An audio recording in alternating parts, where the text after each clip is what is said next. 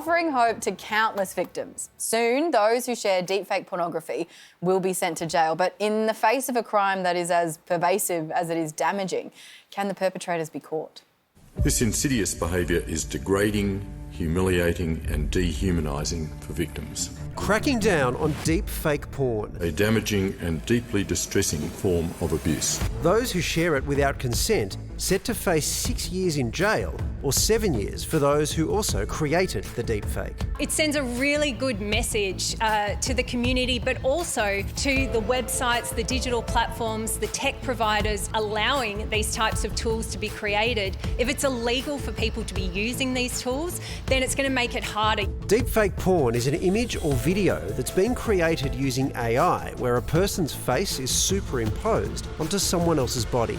The most popular deepfake porn website receives 17 million hits a month. Nudify apps are particularly terrifying, where you can upload an image that you take of someone and it will create an entirely realistic nude image of them. At the moment, you can find them freely advertised on Instagram feeds. Hopefully this legislation is going to reduce the accessibility of these. Women are almost exclusively the targets. Like Noelle Martin, who was just 18 when she discovered photos of her face stolen from her social media had been photoshopped onto the bodies of adult film stars, alongside her name and details of where she lived. There can be impacts on people's employment, on their family life. It can also make people feel that there's a chance that it could always happen, so that that image could always recirculate. And how are they going to explain that to their friends, to their family, to their children? A fear which, for Noelle, came true. Now 29, Noelle has spent years campaigning for criminal penalties for perpetrators. Her online abuse still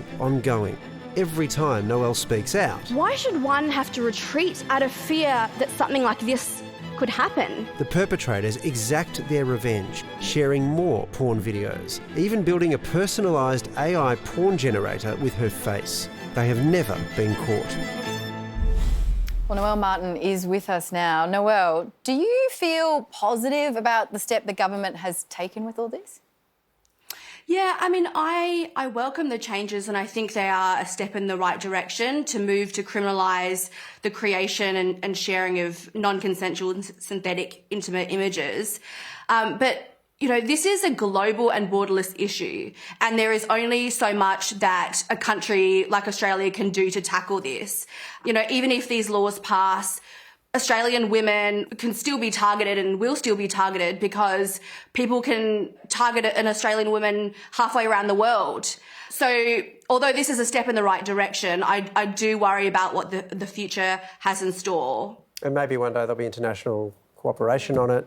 It's a bit like, you know, tax evasions or refugee crises or whatever. It takes a global effort. But meanwhile, the march of technology is just irrepressible. Like, I was horrified to learn about these Nudify apps. So, as I understand it, they use AI and they just make women appear naked in some artificial way.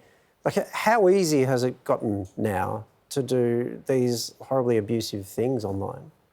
Yeah, I mean, the landscape of this whole issue of deep fakes and generative AI to abuse women is really horrific. And you've got monthly dozens of Nudify apps emerging online, and anyone can essentially upload an image, a clothed image of a woman, and it will churn out like a naked image of that woman. And millions of people are accessing these apps. And when you look at the apps and then also these deepfake sites, billions of people have been accessing them and viewing them, and they're being directed to these sites by like search engines. So there's a whole system in place.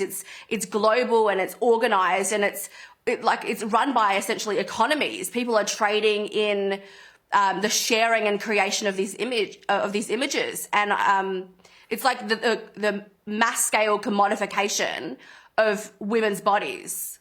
It's such a terrible situation. Noelle, it's been more than a decade since you first found those photos. What impact has this had on your life? Yeah, look, it's had an impact in every single part of my life, from, you know, my mental, emotional, physical health to my capacity to find employment. My future earning capacity has been impacted. My interpersonal relationships, romantic relationships. you know, so look, just pretty much every part of my life. Yeah. I mean, firstly, I'm so sorry that happens. But secondly, it's amazing that you're prepared to speak to us then, that you're actually prepared to come on national television and do this again, given that whenever you do it, the whole process just seems to start all over again. Like, why do you do it? Thank you for that.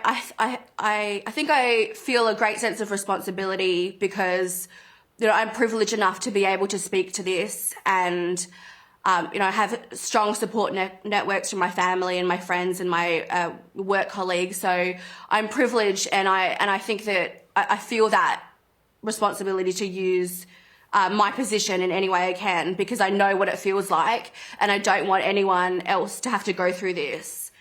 Noelle, we thank you for your sense of duty and your bravery. We appreciate your time. Thank you.